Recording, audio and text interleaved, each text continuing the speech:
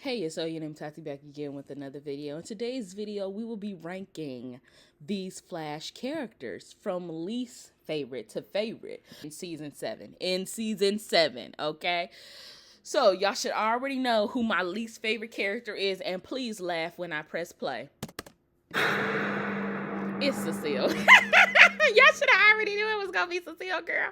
Now I actually liked Cecile's character back in season 3. She's been around since season 1. I've always felt like Cecile's character should have been a supporting cast member to the supporting cast, meaning Joe and Iris.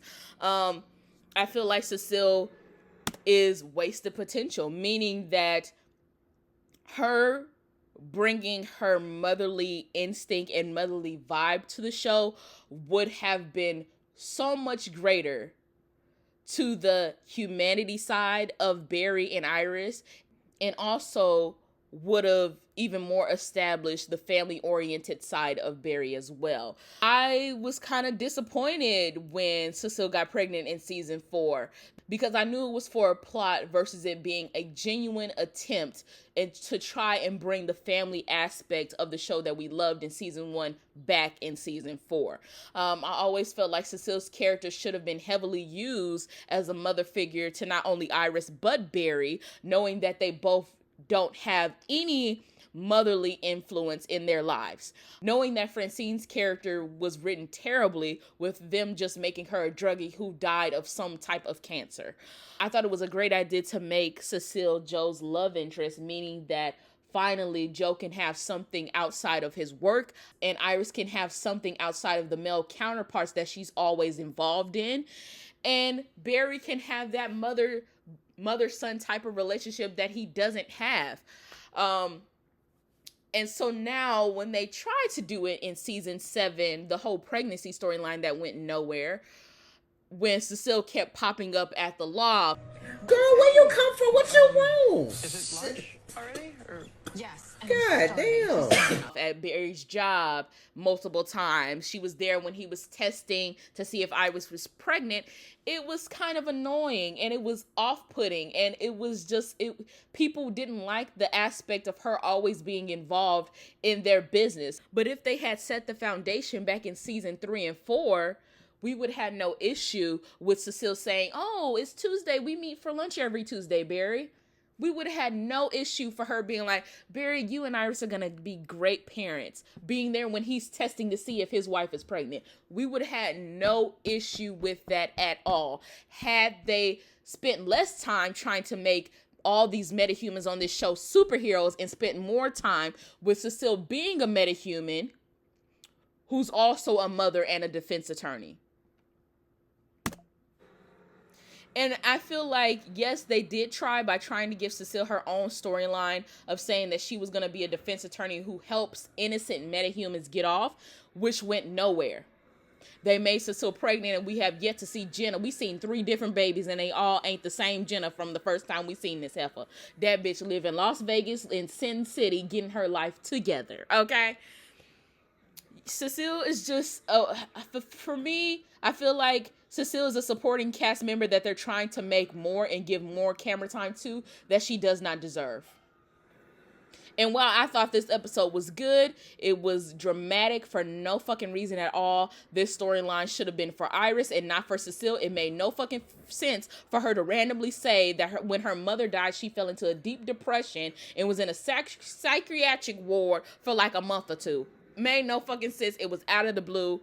Just moving on to Allegra, the bootleg Captain Marvel. Let's pause. Again, another metahuman that they're trying to make a superhero when there only ever needs to be one. Okay? And what happened to the whole storylines of metahumans not wanting powers? I mean, they did it for Cisco and Caitlyn back in season 2 and 3 when Cisco was afraid of his powers and didn't want to be like Barry and didn't want to be a superhero. Did the same thing with Caitlyn when she was so fearful of turning evil and didn't want the responsibility of being a superhero or a villain. What happened to that? What happened to that? They brought Allegra on as well, they were saying they were bringing Allegra on as a co-worker of the Citizen. When the last time we seen her do anything with her journalism career? Or Iris, for that matter. When's the last time we seen that? Like the first half of season 7, or when she was correcting Iris on her writing after she came out of the Mirrorverse? I think that's the last time we actually seen her do that. Instead, and I think this was the problem with Allegra's character, they made her find out that Barry was the Flash too early on. It's like she instantly started working for the Citizen. Probably an episode or 2 later, she found out that Barry was the Flash, who is Iris's husband.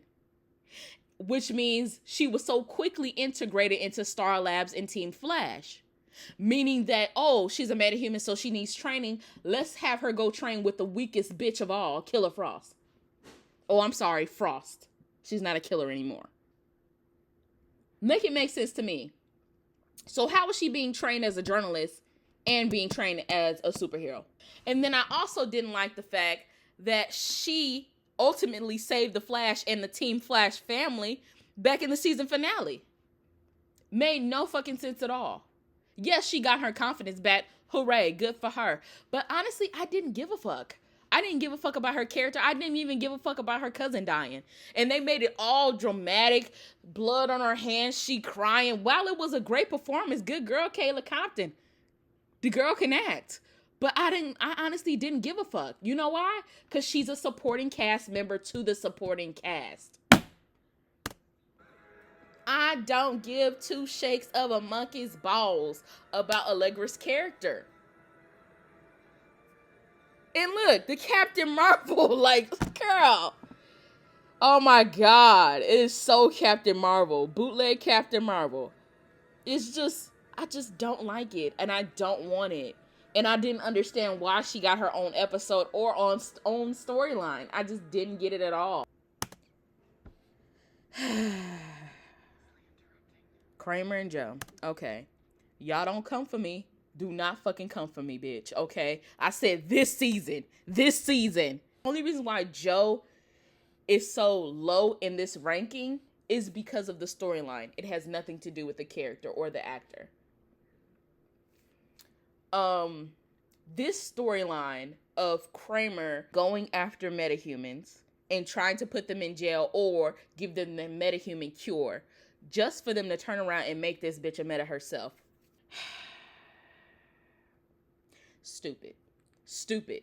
You gave Killer Frost a 2-part special just so Kramer could understand metahumans because now she is one. This was never Joe's storyline. This was Kramer's storyline. And they used Killer Frost for it. People were so quick to say, Tati, you wrong. You not right. They're not doing that. When Eric said it himself that Joe was getting a storyline that dealt with the climate we are in today. I already knew it was going to be trash. I already knew it was going to be performative. I already knew it was going to be poorly executed and written because I live it every day. Okay? This was one of the worst storylines I've ever seen on The Flash. And they thought using Joe, a black man, was going to help the cause. You made it worse. Moving on. I don't even want to discuss it. The Forces. The Forces started off well. It started off pretty good. I can't even lie. Like with the whole motherly thing vibe with Nora, and then the Forces came. It was cool. And then all of a sudden it was mom, dad, sis, bruh. And I was just like, what the fuck is going on? And the only reason why I'm showing this scene is because I felt like Dion deserved camera time, girl. Dion was probably, out of all of them, Dion was probably my favorite. His acting chops were good. His scenes with Nora and Barry were good. So that's the only reason why he getting camera time on this video, girl. Because the other two sucked. And then also I feel like Dion is way more important than the other two anyway. Moving on. Now we have Godspeed. again, this was probably my second least favorite storyline. Just because I felt like they should have played the long game with this. We have been seeing Godspeed since season 5, but this is the most camera time that he has gotten. Didn't really understand what was going on. Didn't understand why the Godspeeds were fighting against each other, and then but then they were coming after him, and then he absorbed them, and then he became like the fastest speedster in the world. It was all over the place. It was messy. That's what I can describe season 7 to be. Messy. I was excited for Godspeed. I thought the actor did a great job. While I felt like some moments between him and Barry were a little over the top, meaning like, okay, I get the cockiness, but sometimes you're going a little bit overboard. But besides that, I thought that his scenes outside of with his mask off were great. I just wish that they played the long game with this. I wish that he would have stayed without his memories for much longer, because Eric has expressed so many times that he sees the show lasting several more seasons with his lying ass. And I'm like, okay, if you see this show lasting several more seasons, why are you in such haste to like tie this up with a bow? Why are you so quickly to end all ties? I always love the aspect of whatever happens in the season finale will be the ongoing problem in the first half of the next season. The Flash does not know how to do that. For example, Flashpoint being the number 1 failure. They don't know how to drag things out when it needs to be and how to close things off when it needs to be. Another example, Savitar. They drag that shit out to the gutter, bitch. And so with Godspeed, I feel like he's a very popular character in the comic books. Why tie it off so quickly? And while, yes, they can bring him back, he's only in Iron Heights, and we know how many people escaped there. But still, I wanted to see him without his memories much longer. Next, we have Killer Frost and Caitlyn. We're going to be talking about them together. Trash and trash. I really don't want to talk about... I'm tired of talking about them. Honestly, and I'm not trying to say this in a disrespectful way, I don't understand why Danielle Panabaker stays. I really don't. Because it seems like that the Flash never wants to let their actors leave. That's what it feels like. Tom and Carlos left on their own. They didn't renew their contracts. I don't understand why Danielle didn't do the same. And I feel like, and the reason why I'm saying this is because it's not a money issue with her. She could easily go anywhere else and get paid the same amount or double that because of her resume. So it's not the money. Money is never the issue with her. I don't know what the issue is. And I don't know why she stays. Because in multiple interviews, she has complained about how poorly her character has been written. And I have that same sentiment. The acting is dull. Her character is boring. Caitlyn is boring. Killer Frost is campy when she should never be. I just don't like it. I thought that what they were doing with her character back in season 2 was great. I feel like the writers think Caitlyn's character is so boring, they had to make her into Killer Frost. She's so boring to write. And you could easily tell that they are bored with her character because what was Caitlyn in season 4? I'll wait. What did Caitlyn do in season 4? I'll wait. Or season 5. I don't know what the fuck they're doing with her character, but they're definitely not listening to Danielle Panabaker. They're not listening to her. I don't know how many times I have watched interviews that she's done at Comic-Con or any other interview where I have seen her express multiple times that she wishes that Killer Frost was a villain and a reoccurring villain against Team Flash. I don't know how many times I've seen her say that. And they just never did it. They had the greatest opportunity back in season 3 to make her a real true villain against the Flash once she got her humanity back after they beat Savitar. And they didn't do it. And they wonder why people don't like her character. And they wonder why they can't do much with her character anymore. Because what was Killer Frost reduced to in season 7? Another love interest. They did the same thing to Killer Frost that they once did to Caitlyn back in season 1, 2, and 3. Caitlyn had a love interest every fucking season because they didn't have nothing else for her character. She was with Ronnie. They tried to put her with Barry, but that shit didn't work. She was with Ronnie in season 1. She was with Jay in season 2. She was with Julian in season 3.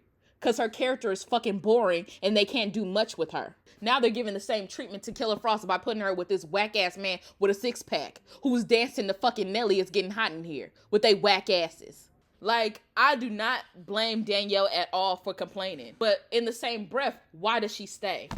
Now we have Chester's character. Oh, he is so cute to me. I just love Chester. We all know that Chester came in as a replacement for Cisco. We all know that. We knew it when we first saw him in season 6. I think Chester's standalone episode that introduced Dion was great. Why couldn't they do that with Allegra and Cecile's episode? I think that Chester, by far, is the best addition to the show. Yeah, I don't have much to say about Chester. I loved his standalone episode. I love how they integrated Dion into his episode. I even love the banter between him and Cisco because we all know that he was Cisco's replacement when we first saw him in season 6. This is what I do not like. Why are they trying to make this a thing? Isn't he like 30? And she a youngin'? I think she's like, some people say she's 19. Some people say she's 20, 22. Most people are saying that he is 30. I don't want this to happen. I don't need to see this a thing. They already are trash at relationships on this show anyway. Okay, now Iris. We're moving on to Iris. I felt like Iris' storyline is incomplete. And yes, we can blame COVID for that and, you know, how they had to abruptly stop filming because of the pandemic and everything like that. But they could have easily made it 10 times better with this long break that they had of not filming. I felt like Iris getting the same powers as Eva was stupid. I felt like Iris going through a mental breakdown for an episode was stupid. And then her character was kind of non-existing. Like, she was just there in Star Labs as a voice of reason, as a pep talk when she should have been dealing with her own issues. And I'm just really tired of it. I'm just really tired of Iris. Or let me say this. I'm just really tired of Candace being the second card in the credits just for her character to not do shit. Like, I'm tired of that. And it seems like all the characters are not doing shit, but it's like, okay, the protagonist and who is ever second underneath him should be doing most of the work. And I don't feel like Candace got anything. Let me be completely honest. How do I say this without being mean? This goes for Candace and Grant. I don't feel like they're being challenged as actors. I really don't. Back in season 1, 2, and 3, definitely. With the material that they were given, definitely being challenged as young actors. But now it's boring and it's stale, and I want to see Candace be challenged as an actress. Like, yeah, in the Mirror Iris thing, she said that it was challenging doing scenes with just her in a mirror, but like, yeah, that is challenging, but story-driven challenges. That's what I want for Candace. And if you want to be entertaining, you have to push your actors, okay? And I just don't feel like Candace is being pushed in the best way possible. I mean, she wasn't in 3 episodes leading up to the finale. 3! And it was her storyline. To be honest, I just feel like they're lazy. I really do. Because there's just so much material that they can use, and they just don't. And they rather give storylines to people that don't matter and people that don't even exist in the comic books. I don't get it. I don't understand it. And I I honestly, I don't like. Okay, moving on to Reverse Flash. Honestly, I'm tired of seeing Tom. I'm sorry. I know I've always said that Tom Cavanaugh's Reverse Flash is my favorite, but I feel like the writers and the producers really took our words to heart and just only ever shows Tom. Like, we only got to see Matt truly once in season 2 when he was like, "Oh, you're very smart." And when he was talking to Earth 2 Harry, he was like, "Oh, you're very smart. I like your face." You remember that in season 2, and then in season 3 we saw him again for Flashpoint, and then we just never saw him again. Like, I truly am tired of seeing Tom Cavanaugh's Reverse Flash, because we all know that it's a stolen face. They never truly explained to us how it was still Tom Cavanaugh's Reverse Flash in season 5, or how was Tom Cavanaugh's Reverse Flash here. They never seem to explain it. We can never trust Eric to tell us the truth, all right? So this may be the last season of The Flash. So hopefully we get Matt reprising the role of Reverse Flash and get his origin story. Moving on to Barry Allen, about to wait for it, about to yeet this nigga Costa. I'm sorry. This actually came as a shock to me, because I was like, okay, so you're faster than Reverse Flash, but not faster than Godspeed. And I understand that all season Barry has been getting buffs, like, "Oh, Barry, you're so faster. Nora, the Speed Force being here makes you faster. Every time she's close to you or next to you, you get a speed boost." I get that. Then why did he need help with Godspeed? And yes, Godspeed proclaimed to be the fastest alive, but hell, even Zoom seemed faster than him. Come on, like, I don't know. Like, I get it, like, plot, like, I get it, but no. And to be honest, the Flash didn't seem like the protagonist this season. Correct me if I'm wrong, but this season felt like Legends of Tomorrow, where everybody's getting their own storyline and episode, versus it being the Flash, where Barry was involved in everybody's storyline in some capacity. Back in season 1, he was involved with Harrison Wells' Reverse Flash storyline. He was involved with the Caitlyn and Ronnie storyline. He was involved with Cisco and his family storyline when he got kidnapped by Snart. He was heavily involved in Iris and Eddie's storyline. He was heavily involved with Joe. This season, I can't say the same thing. Like, I really truly wonder how the actors feel reading this trash. Like, do they laugh? Like, I'm getting paid to do this shit? Like, I wonder if they laugh. Like, what? I'm getting paid $500,000 to do this? Okay. Girl. However much they getting paid, girl. And to be honest, if things don't change in season 8, I don't see Grant signing on for another year. I truly, honestly don't. Truly and honestly, I don't. I mean, maybe he could do a Stephen Amell and do one last season for the money, because that's what Stephen Amell did.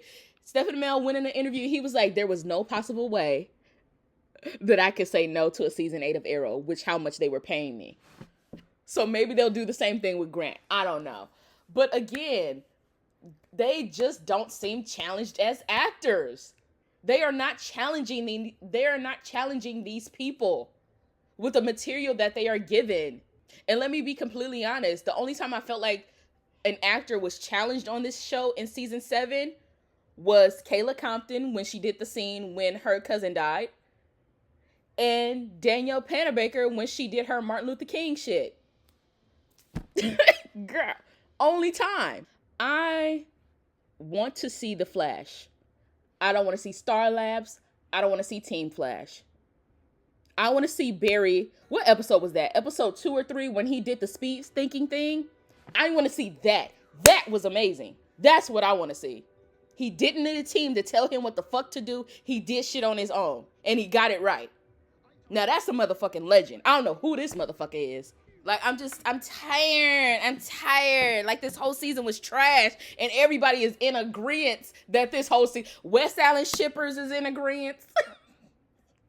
Iris fans are in agreement. Flash fans are in agreement. Fanboys is in agreement. The only ones that's not is Snowberry fans, and they never agree with no fucking body, so we can't expect that anyway. But everybody is in agreement that this shit is trash, and it's Eric's fault. I'm sorry. No, you can't blame him 100%. You can't. You know, you can't blame, just like you can't blame the writers 100%. But all of y'all collectively together, I blame all of y'all. Eric, the writers, higher ups above him, I blame all of y'all for this trash. This how you know that this shit was trash, that season 7 was trash. Because they announced Jordan Fisher as Bart West Allen in episode 5. And the motherfucker didn't come to episode 17. Why did they announce him so early? Why did they announce him at all? That shit was supposed to be a surprise. Same thing they did with Jay Garrick. That was supposed to be a surprise. In season 2, with the helmet that they had, that shit was a surprise. Girl, let's talk about West Allen. The most lackety-wackety shit I've ever seen thus far. West Allen are not a couple. They're not in a relationship anymore. They're co-workers. Period. Every aspect of Barry and Iris' relationship is based on him being the Flash. There is no difference between Barry Allen, the husband in CSI, who is the Flash, and the Flash. There is no difference. There's no separating the two entities. That's why West Allen fucking sucks. This whole season, West Allen didn't get shit. And you could say, oh, but they couldn't touch, they couldn't kiss, they could. Bitch, they didn't do none of that in all of season 1, and that shit was fantastic. Well, I mean, they touched. They was touching inappropriately in season 1 to me. But they weren't even in a relationship all of season 1 and 2, and that shit was way better than this. So that's no excuse. Like, take out the vow renewal, take out all that shit. Take out the vow renewal, take out the hugging that recently started in episode, 16? Or 15, whatever. Take out all of that. You would have nothing. People would be crying. God, have mercy. Like, does everything have to be about Barry being the Flash? Like, we get it. Like, y'all can show new looks now, girl. Like, y'all can talk about different things. How were they able to do that back in season 1, 2, and 3, but they can't do it now? Now, let's move on to what could have and should have saved season 7. But it was so terrible that Jordan couldn't carry the whole shit on his back, okay? Bart and Nora really were the best things that happened to season 7, even though season 7 was already in the toilet by the time we got to episode 17 and 18, right? Jordan Fisher outacted all of these motherfuckers. Okay? I'm not going to say who he outacted, but y'all should already know who he outacted, okay? Talented. Both of them. They were both good. The chemistry, everything was great about Bart and Nora. I loved Nora this season. I thought that they made her the same with a little hint of more intelligence. Meaning, bitch, she wasn't second guessing herself. She wasn't whiny and annoying. She actually acted mature, meaning she acts like the older sister. And, you know, Bart is cocky. He's a kid. And I just love that. And I felt like if they brought Nora and Bart sooner, they could have possibly changed season 7 of The Flash. But they brought them in too late. Hopefully we'll see them in season 8. Hopefully. Because, child, if they just ended and tied off with a bow in the first episode, I will be so upset. Okay? So hopefully we see them for a good 3 to 5 episodes. All right? But yeah, I hope you guys enjoyed this video. Don't forget to like and subscribe, and now.